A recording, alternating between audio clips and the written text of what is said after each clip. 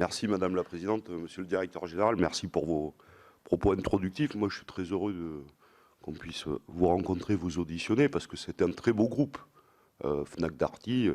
Je vois que les résultats sont exceptionnels l'an dernier sur la marge opérationnelle, sur le free cash flow. Bon, il y a aussi une étude interne chez vous qui montre, quand même, il faut qu'on se dise tout, que sur les 10 dernières années, c'est 40% de moins de salariés. Non mais je dis ça parce qu'il faut que... Donc la transformation du métier, que vous nous... ça a aussi des conséquences sur l'emploi. Non mais il faut qu'on... Voilà, ça transforme. Bon, il y a eu des plans sociaux, des départs volontaires. Vous êtes séparés d'un certain nombre de secteurs, notamment les disquaires. Il y a une réorganisation interne à la DRH sur les questions de paye. Bon, enfin bref, tout ça. Moi, j'ai deux questions très très précises. On a souvent le débat avec les grands capitaines d'industrie, les patrons de groupe comme vous, sur la question de la fiscalité. Moi, je pense qu'il faut qu'on aille au bout. Je le redis, je pense que les cotisations sociales, ce que vous appelez les charges, qui financent notre modèle social, nous permettent d'être un des pays les plus compétitifs. Mais si, on peut avoir le débat, mais si vous nous dites tout ça, il faut que vous alliez au bout. C'est pareil, sur le CICE, un grand groupe comme vous, parce que le CICE, c'était sur la masse salariale. Combien a touché Fnac Darty de CICE pendant 5 ans? Ça doit se chiffrer en dizaines de millions d'euros. Et à quoi a-t-il servi pendant ces 5 ans?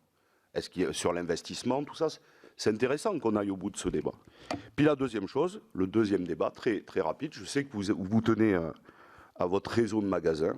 Les salariés disent, on a une question, c'est qu'on voit bien que maintenant, nos réseaux de magasins sont de plus en plus des showrooms. Et à côté de ça, ben, les clients vont acheter à un clic Internet, ils sont livrés 1 heure après. Et on a perdu de la compétence. Avant, là où on a mené un plus, où il y a 10-15 ans, on venait pour parler avec quelqu'un, un salarié.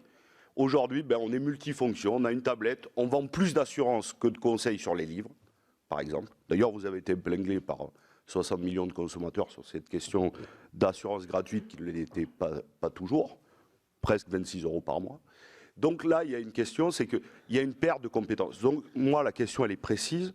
Est-ce que forcément, la réalité va que si on passe sur un modèle Internet, ça va aussi avec la perte, je dirais, de savoir-faire et de conseils aux clients, notamment dans les réseaux de magasins. Voilà, je vous remercie.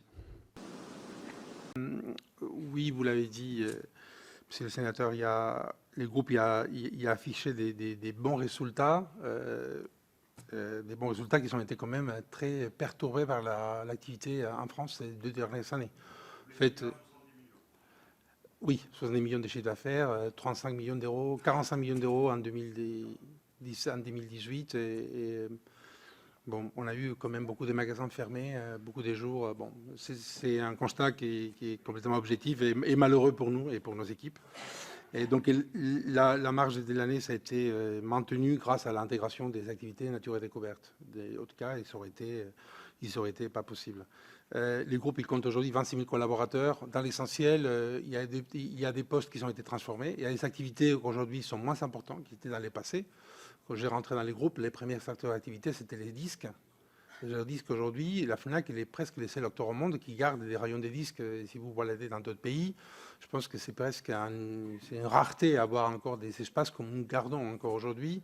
Et tout ça grâce à des accords avec des industriels qui nous ont permis de les garder. Donc on a encore beaucoup de disquaires dans nos magasins, des livraires, et on compte les garder très longtemps. Mais bien évidemment, il y a des secteurs qui se sont réduits, d'autres qui se sont renforcés. Et quand vous regardez le bilan net, la FNAC et Darty ont créé de l'emploi, notamment grâce à l'intégration de ces franchisés. Et c'est quand même important.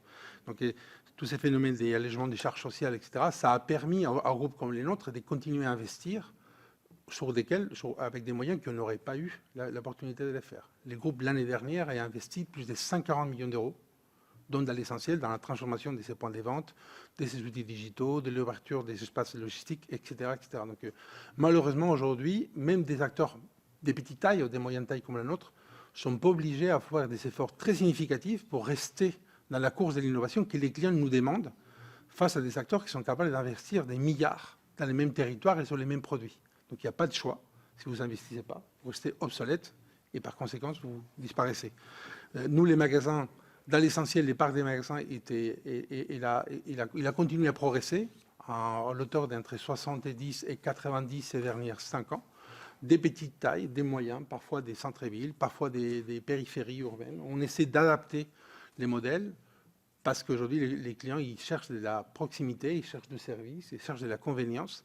Et aussi parce qu'il faut se le dire, peut-être qu'il n'y a pas des modèles économiques de demain pour nos secteurs d'activité, pour des grandes tailles de magasins. Ça veut dire, à un moment donné, vous ne pouvez pas avoir une taille de magasin si votre modèle économique, si les chiffres d'affaires, il ne les supporte pas. Donc il faut savoir s'adapter, sous peine de finalement disparaître.